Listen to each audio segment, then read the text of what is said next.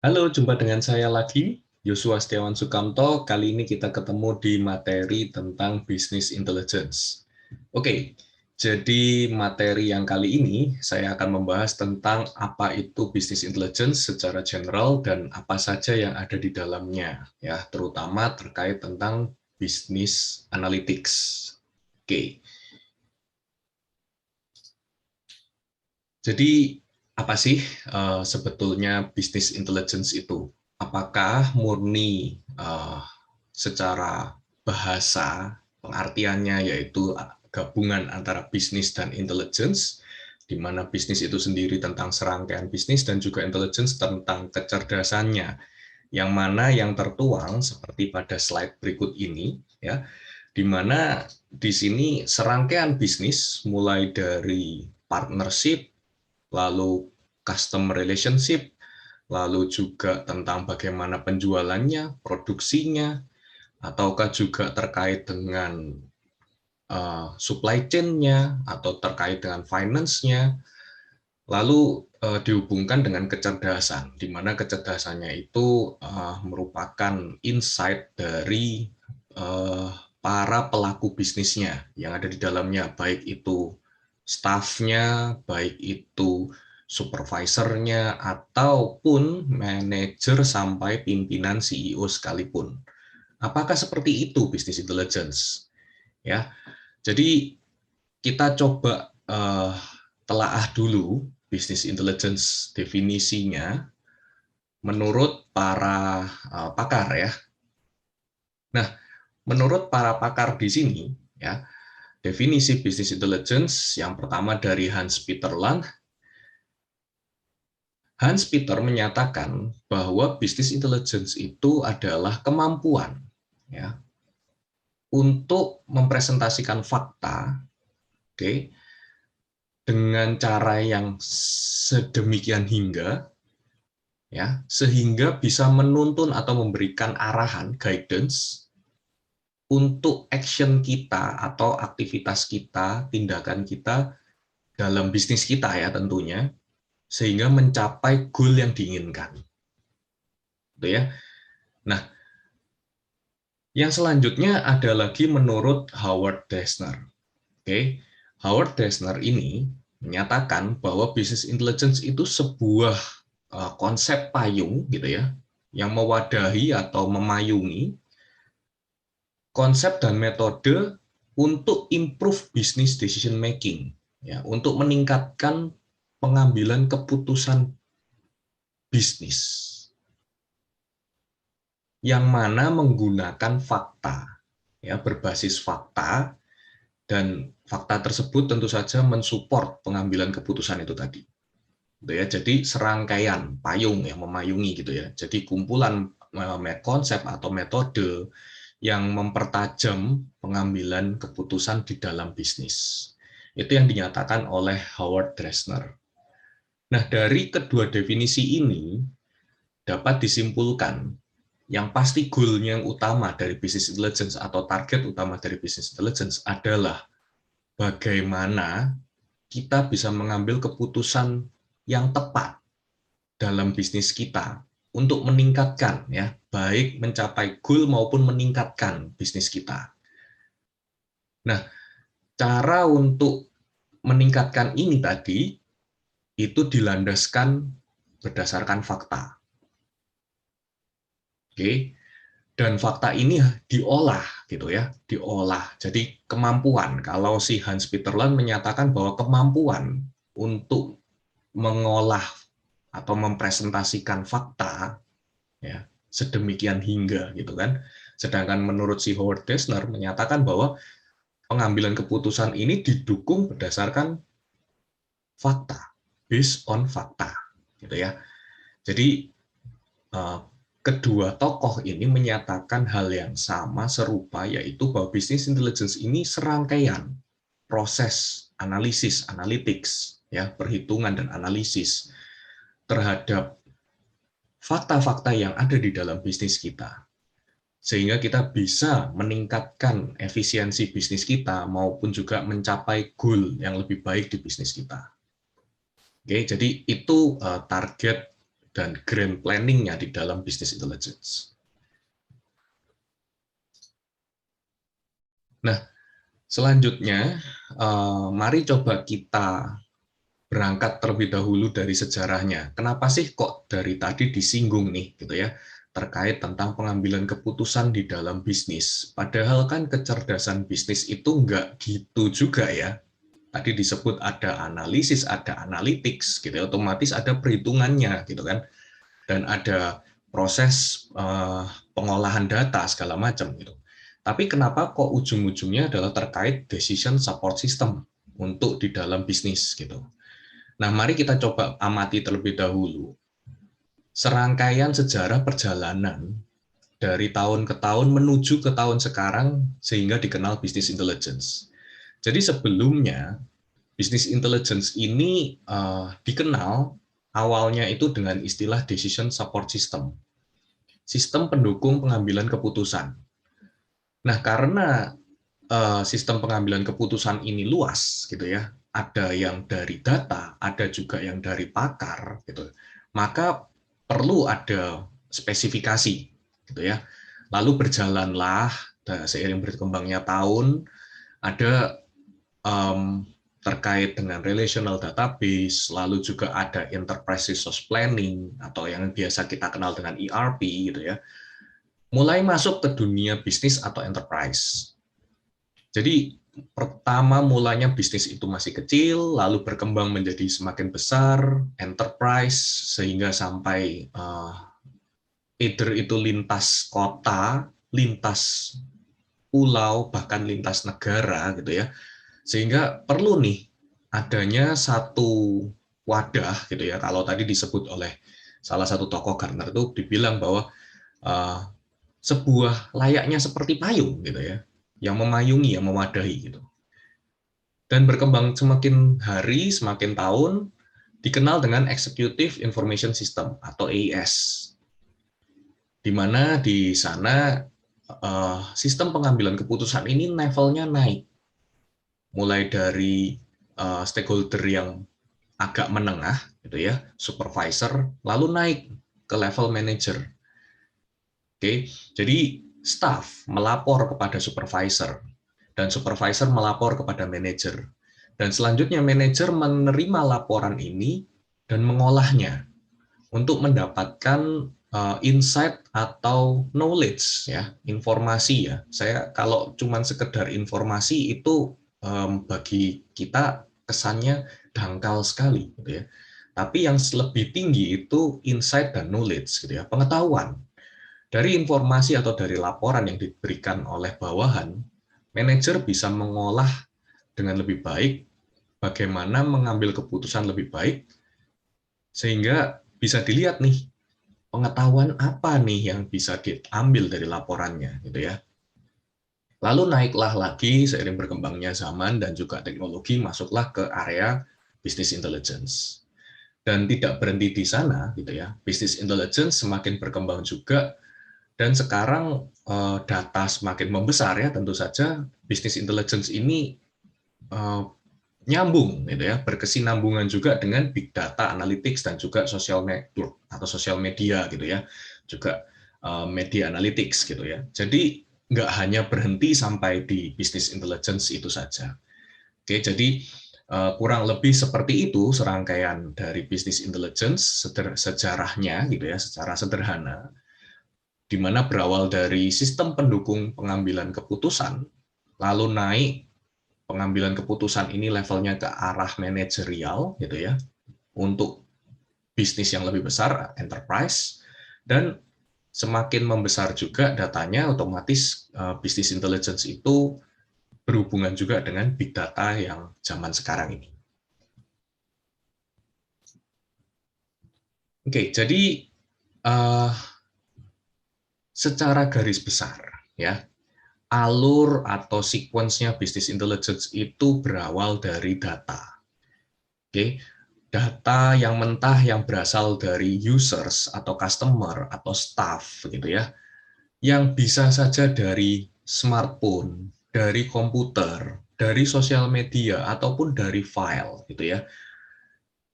Itu data mentah. yang dipakai dalam perusahaan.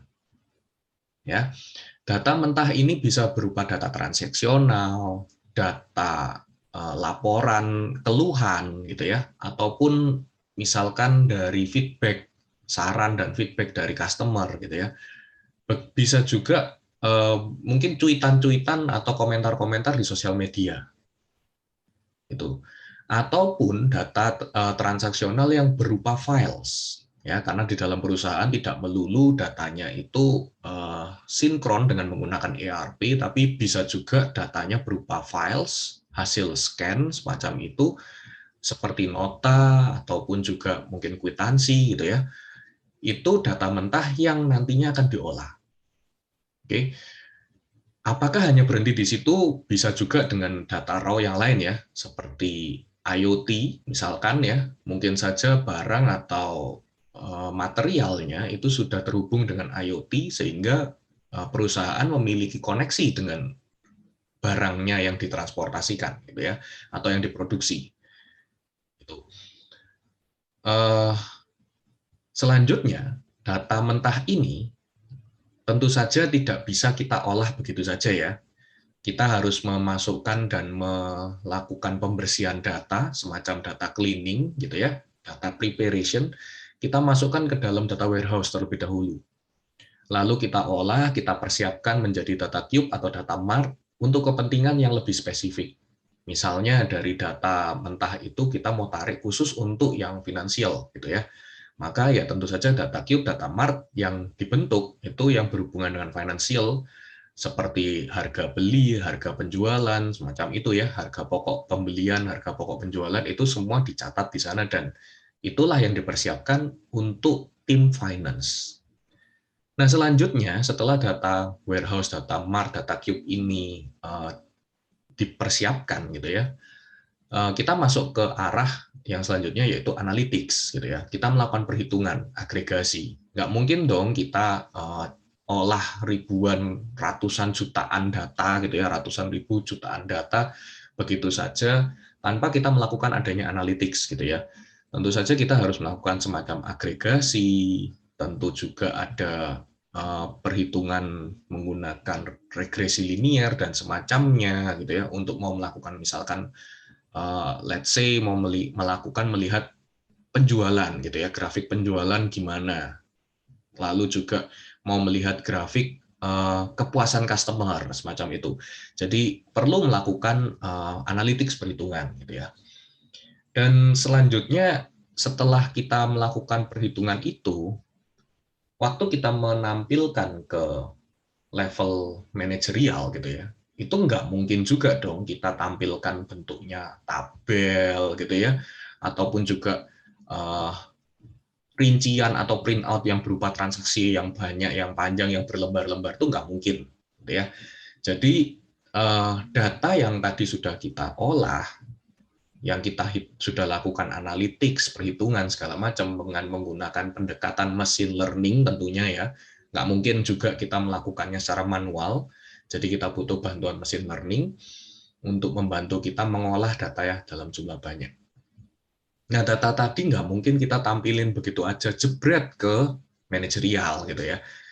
Tentu nggak layak lah untuk dibaca gitu.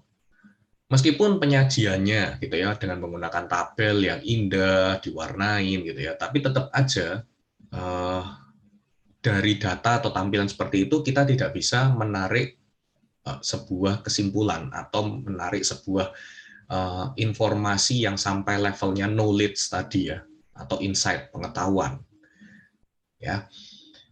Nah, selanjutnya tahap yang berikutnya ini yaitu data visualisasi. Bagaimana menyajikan data ini tadi dalam bentuk visual yang lebih manusiawi dibaca oleh manusia. Gitu ya. Nah, dari data visualisasi ini kita yang ada di levelnya manajerial itu nanti itu bisa menarik beberapa pertanyaan seperti apa yang sedang terjadi dan apa yang telah terjadi sih sampai saat ini. Lalu muncul juga pertanyaan, kenapa kok kayak gini ini bisa terjadi? Ya. Dan yang berikutnya kita bisa lebih lanjut berpikir, apa ya yang kedepannya akan terjadi. Dan tentu saja setelah kita memprediksikan apa yang kedepannya bisa terjadi, ya, yang mungkin terjadi, kita tentu saja harus bersiap-siap. Langkah apa yang harus kita ambil untuk mempertahankan jika memang sudah bagus, ya. Tapi kalau perlu dikembangkan atau perlu antisipasi gitu ya, langkah apa yang perlu kita optimalisasikan gitu untuk meningkatkan atau memperbaiki kinerja bisnis kita.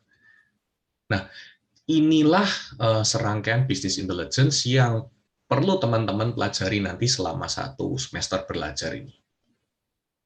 Oke, jadi nggak hanya bagaimana membersihkan data, mengolah data, gitu ya, lalu membentuk datanya itu tadi menjadi data cube, mempersiapkan gitu ya, data cube dan data mart untuk spesifik case atau kasus tertentu ya, tapi juga ada analytics-nya gitu ya, dengan menggunakan machine learning, dan selanjutnya data tersebut disajikan ya dalam bentuk data visual yang baik.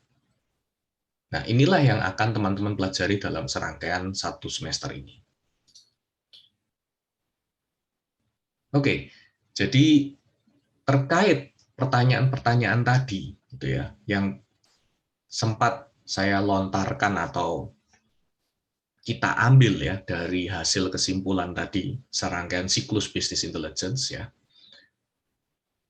muncul beberapa analytics yang ada di dalam bisnis intelligence itu sendiri. Oke, jadi ada 4 analytics atau 4 perhitungan analitik yang ada di dalam bisnis intelligence. Dari pertanyaan pertama, ya, tentang apa yang terjadi saat ini atau apa yang sudah terjadi sampai sekarang, ya, itu masuknya areanya di descriptive analytics, di mana perhitungan-perhitungannya, agregatnya, ya, misalkan kita mau melakukan perhitungan berapa sih transaksi saya selama ini, berapa banyak sih customer yang apa istilahnya kayak tergila-gila dengan produk saya gitu ya, yang ngefans nih dengan produk saya gitu, yang loyal terhadap saya, ada berapa customernya gitu ya. Nah, terkait hal-hal deskriptif seperti ini, itu areanya masuk di descriptive analytics. Ya, apa yang saat ini bahkan sampai sekarang terjadi, gitu ya. Maka di area sini biasanya business intelligence atau business analytics itu bentuknya itu berupa laporan, ya, reports, laporan, seperti laporan tahunan, laporan bulanan, mingguan, harian, ya, kurang lebih seperti itu. Isinya tentang laporan. Oke, nah ini teman-teman sebetulnya sudah pernah dapatkan ya descriptive analytics ini di semester-semester sebelumnya. Dalam contohnya di mata kuliah database atau di mata kuliah application development. Gitu ya. Jadi dari transaksional teman-teman, data transaksionalnya itu bisa diolah, dihasilkan laporan apa yang sekarang terjadi dan sudah terjadi sampai saat ini. Ya, kan laporan itu nggak mungkin melaporkan yang ada di kemudian hari, ya. Itu nggak mungkin banget, ya kan. Laporan kan tentu saja apa yang sekarang sudah terjadi transaksinya, gitu ya. Nah, yang selanjutnya dari pertanyaan yang kedua, yaitu kenapa hal ini terjadi atau kenapa serangkaian kejadian ini kok sampai sekarang ini terjadi, itu kenapa? Ya, pertanyaan kedua ini masuknya ke area diagnostic analytics. Oke. Nah, pertanyaan-pertanyaan ini itu bisa dijawab dengan bentuk seperti korelasi, kausalitas, dan juga hipotesis. Misalnya nih, wah, selama ini customer yang loyal hanya 40%. Kenapa demikian? Ternyata kami atau perusahaan ini, enterprise ini gitu ya, itu kurang bagus di customer relationship management-nya. Sehingga banyak customer yang setelah belanja di tempat kita tidak mendapatkan follow up lebih lanjut. Misalkan ada promosi yang terbaru, kita tidak blast beritanya, ada promo-promo yang baru, ada benda baru, ya. Kita menciptakan produksi barang baru, kita tidak memberikan layanan itu kepada customer.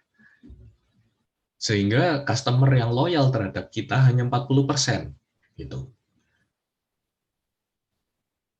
Oke, selanjutnya bisa juga dengan hipotesis, gitu ya, atau korelasi. Misalnya nih, apakah ada hubungannya antara kenaikan harga yang sekarang terjadi, gitu ya, dengan peningkatan request dari customer tentang produk kita, gitu ya. Apakah ada korelasinya? Gitu. Nah, itu bisa dicari tahu dengan data-data laporan, gitu ya, dari deskriptif. Itu kita bisa gali. Ya tentu saja pakai perhitungan ya, teman-teman ya. Nggak mungkin dong teman-teman melakukan analisisnya dengan meng-cross-check atau membandingkan dua file begitu saja. Terus teman-teman lihat nih kanan kiri kanan kiri kanan kiri gitu ya, nggak mungkin dong. Gitu. Tentu saja teman-teman pakai perhitungan pasti. Minimal di sini teman-teman melakukan select query gitu ya dalam database. Oke, minimal itu yang dilakukan. Nah, seberapa kompleks analytics-nya ya tergantung terhadap sudut pandang atau analisis apa yang teman-teman ingin gali. Nah, kita moving ke pertanyaan yang ketiga, apa yang akan terjadi di kemudian hari? Gitu ya. Dengan contoh yang tadi, misalkan, customer-nya hanya punya 40% yang loyal, yang setia terhadap perusahaan kita, gitu ya. Kita akan bisa memprediksi, wah, ke depannya kita akan kesulitan untuk mencari income, ya, mencari penjualan dari customer. Lah yang setia aja 40% gitu ya, nggak begitu banyak. Jadi kalau ada produk baru, kita harus memutar bagaimana caranya supaya bisa mendapatkan income yang banyak, yang lebih gitu ya, untuk menutup kekurangan loyalty dari teman-teman customer gitu kan. Nah, dengan cara apa kita bisa memprediksikan itu gitu ya? Ya, masuknya ke predictive analytics itu bisa kita dengan menggunakan forecasting, ya kita bisa menggunakan juga regresi, gitu ya. Kita juga bisa menggunakan data mining, text mining, media mining. Contohnya, teman-teman dengan menggunakan text mining dan juga media atau social media mining, gitu ya, teman-teman kan bisa mendapatkan nih prediksi, gitu ya, kompetitor kita yang mana yang akan bersaing dengan kita. Caranya dengan melihat atau menganalisis komentar-komentar di sosial media, gitu ya. Menganalisis komentar-komentar tersebut dari berbagai customer, kita filter, gitu ya.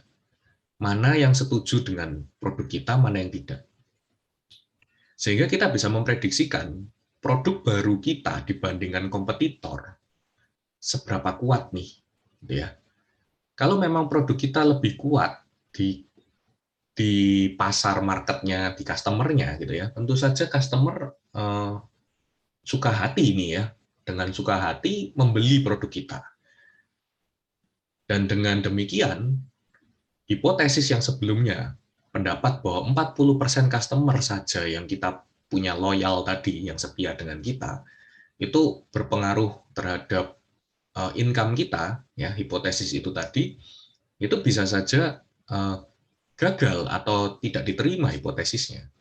Karena ternyata setelah kita melakukan social media mining itu tadi, ya kita sudah memperbaiki gitu kan ya, customer relationship kita sudah perbaiki, kita melakukan promosi-promosi, kita melakukan branding gitu ya, maka customer lebih tahu, lebih aware terhadap kita, dan dengan social media analisis gitu ya, atau social media mining, kita bisa memprediksi, oh ternyata meskipun 40% customer kita, tapi kita tetap bisa survive gitu ya. Prediksinya cukup bagus karena banyak customer yang memuji produk kita yang kita tawarkan di sosial media itu tadi.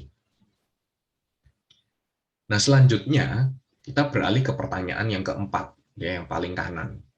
Apa yang harus saya lakukan?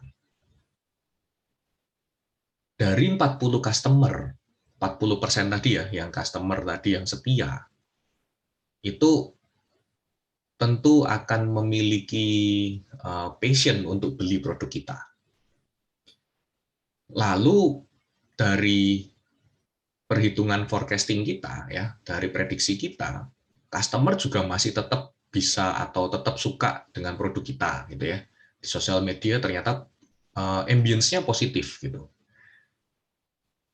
Nah, yang perlu kita siapkan, apa yang harus kita lakukan untuk ini, ya, untuk mempersiapkan ke depannya prediksi kita itu, ya tentu saja kita melakukan yang namanya optimalisasi, simulasi, ya, expert system atau recommendation.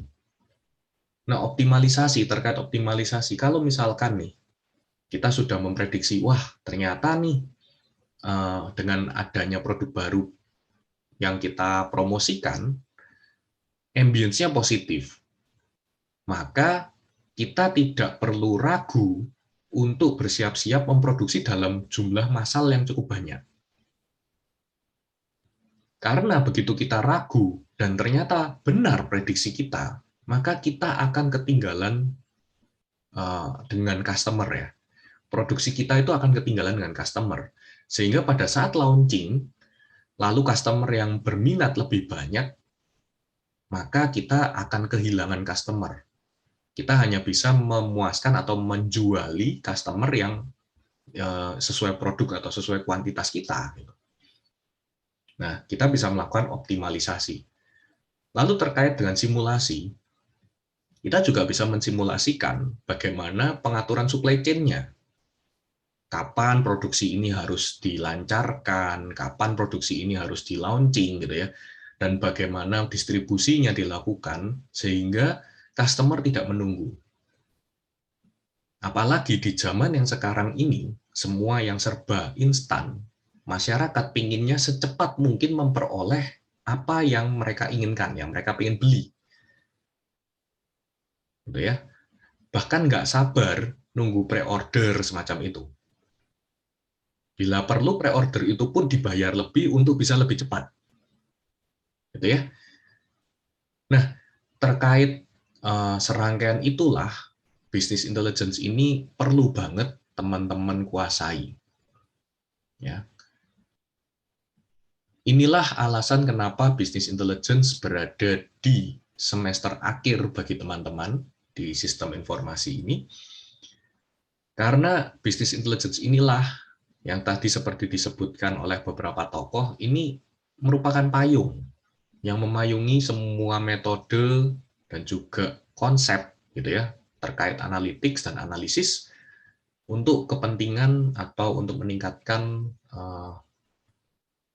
performa bisnisnya, gitu ya, untuk lebih mencapai goal. Oke, jadi 4 analytics ini juga nanti akan kita coba dan kita terapkan di dalam kelas kita, ya.